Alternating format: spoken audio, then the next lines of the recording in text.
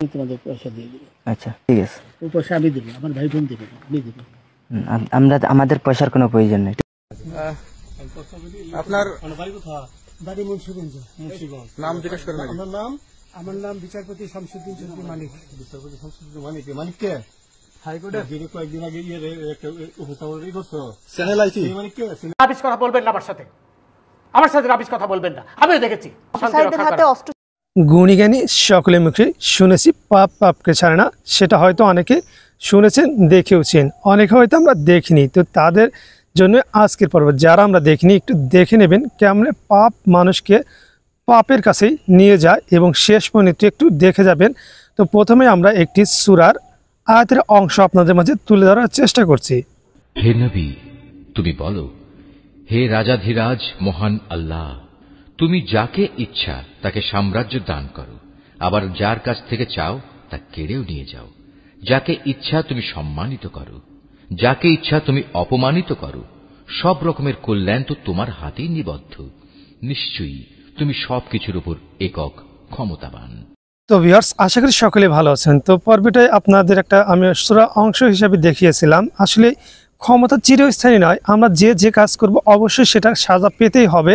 তার কিন্তু জলজন্ত উদাহরণ হয়তো অনেকের মাধ্যমে দেখতে পেরেছেন। তারই ধারাবাহিকতায় আমাদের এই সাবেক বিচারপতি মানিক মিয়া কিন্তু একইভাবে সে সাজা ভোগ করার জন্য এখন নিজেই পস্তাতে হচ্ছে। তো তার মাঝে কি হয়েছিল সেটা হয়তো অনেকেই বুঝতে পারছেন। সে কিভাবে ভাইরাল হয়েছিল, সে ভাইরাল হয়েছিল এইভাবে। সেটাই বলছি, আমিও দেখেছি, আমি দেখেছি যে অবস্থা। কথা শুনে মনে হচ্ছে না ডোন্ট প্লিজ এই ধরনের রাবিশ কথা বলবেন না আমার সাথে রাবিশ কথা বলবেন না। আমিও দেখেছি।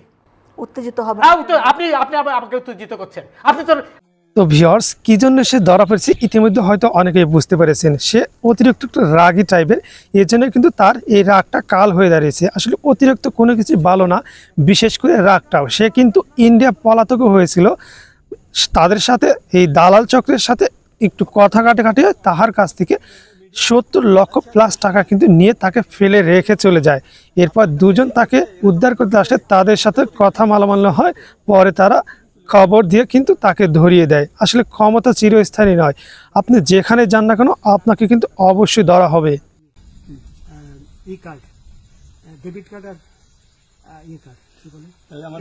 আচ্ছা, কালকে যে টাকাগুলো ছিল, আজকে কোনো টাকা ছিল সাথে? আজকে ছিল না, আজকে যে কত 40 বাংলাগুলা, হ্যাঁ 40,000 40 টাকা আজকে হ্যাঁ আজকে যেটা কয় টাকা ছিল?